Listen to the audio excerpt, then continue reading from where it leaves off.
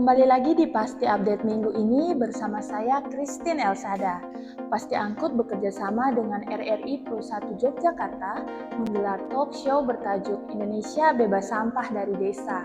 Acara yang disiarkan langsung dari Kampung Mataraman ini menghadirkan Lurah Panggung Harjo Wahyudi Anggoro Hadi, Raden Gustilanti Kamarel sebagai penggiat lingkungan, Direktur Pasti Angkut Salva Yurifan Saragi, dan Yuli Budi Sasangka selaku Direktur Perumda Aneka Dharma. Wahyudi Anggoro Hadi menjelaskan sampah selalu menjadi masalah di masyarakat. Sebenarnya kan sudah kita sadari sejak 8 tahun yang lalu. Jadi kita memulai usaha pengelolaan sampah itu sejak tahun 2013 melalui Badan Usaha Milik Desa kita. Karena kita yakini bahwa persoalan sampah ini akan selalu dihadapi oleh seluruh warga masyarakat, karena setiap orang itu ya sejatinya adalah produsen sampah.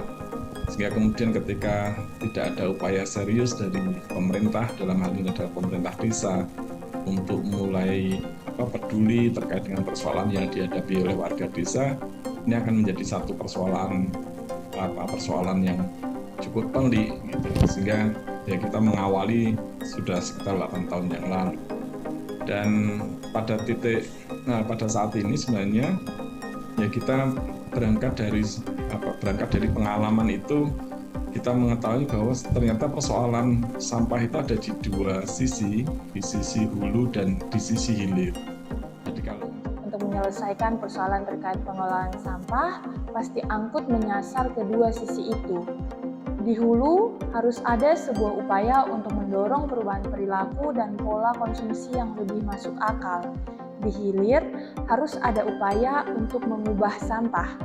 Ada pemanfaatan atas mengubah sampah menjadi komoditas yang bisa diperjualbelikan atau digunakan untuk industri-industri lainnya.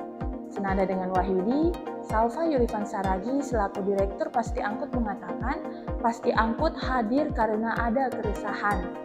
Apalagi pandemi seperti ini banyak tempat hiburan dan pariwisata baru.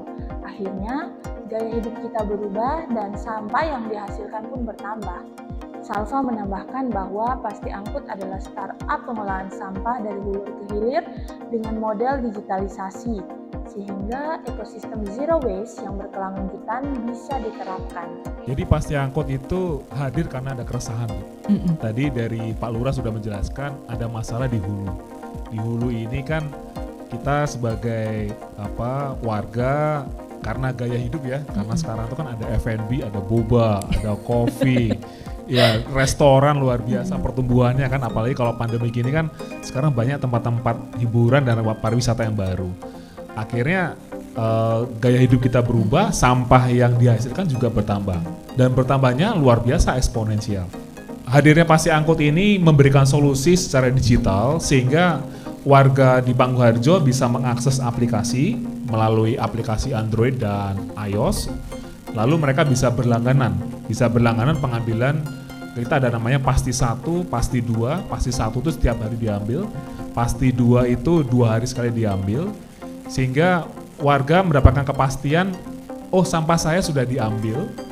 Tidak jauh berbeda dengan apa yang dikatakan dua pembicara sebelumnya, Raden Gustilanti Kamarel juga menyoroti ihwal permasalahan sampah dari hulu ke hilir. Mungkin kalau dari hulu adalah mindset yang harus diterapkan ya, karena budayanya kita kan akan agak susah untuk merubah mindset bahwa sampah ini harus dipilah. Kalau kita lihat negara-negara tetangga itu soal sampah itu dari awal mereka membuang sampah itu sudah ada pilihan opsi beberapa tempat sampah gitu. Ada yang waste, ada yang non-recyclable, ada yang bisa di-recycle. Menurut pemuda yang aktif sebagai penggiat lingkungan tersebut, bahwa hadirnya Pasti Angkut ini bisa mempercepat perubahan mindset orang. Ketika ada insentif seperti teman-teman dari Pasti Angkut ini, menurut saya bisa mempercepat untuk perubahan mindset orang ketika ini ada, aku ketika melakukan perubahan ini berarti ada rewardnya. Nah menurut saya itu sebagai bentuk insentif yang sangat bagus gitu, karena merubah mindset ini menurut saya sesuatu yang nggak mudah gitu dan nggak bisa langsung cepet gitu. Sementara itu, Yuli Budi Sasangka yang menjadi pembicara keempat mengulas ihwal alur sampah yang ada di Kabupaten Bantul. Menurutnya, bahwa selama ini alur sampah yang ada di Kabupaten Bantul juga dari hulu ke hilir. Namun dari hulu itu kebanyakan sampah rumah tangga yang kemudian diangkut oleh dinas ataupun pihak ketiga, namun dibawa ke TPA di Piungan. Direktur Perumda Aneka Dharma tersebut juga mengilustrasikan jika TPA di Piungan tidak mampu menampung sampah lagi, maka akan dibawa kemana lagi sampahnya? Ketika TPA di Piungan, tempat pembuangan akhir di Piungan itu sudah tidak mampu menampung, kemudian kita berpikir bahwa sampah itu mau dibawa kemana? Rumah tangga, baik rumah tangga maupun industri-industri atau mungkin restoran, hotel yang menghasilkan sampah itu pasti akan berpikir bahwa kalau sampai TPA Piungan tutup, kemudian sampah ini mau diapakan? Seperti halnya beberapa hari kemarin ya, ketika kita tidak bisa melemparkan sampah kita ke TPA Piungan, itu kemudian bahwa sampah akan menumpuk di rumah tangga. Kita tidak bisa menyalahkan orang yang pick up atau mengambil sampah-sampah tersebut karena mereka juga bingung mau ditaruh di mana.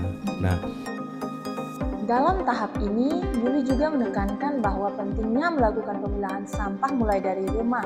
Pemilahan mulai dari yang sederhana, yakni memisahkan sampah organik dan sampah anorganik. Demikian Pasti Update minggu ini, tetap pilah sampah Anda dan jangan lupa jaga kebersihan lingkungan kita. Saya Christine Elsada pamit undur diri, bertemu lagi di Pasti Update minggu depan. Pasti Angkut, solusi pasti sampah kita.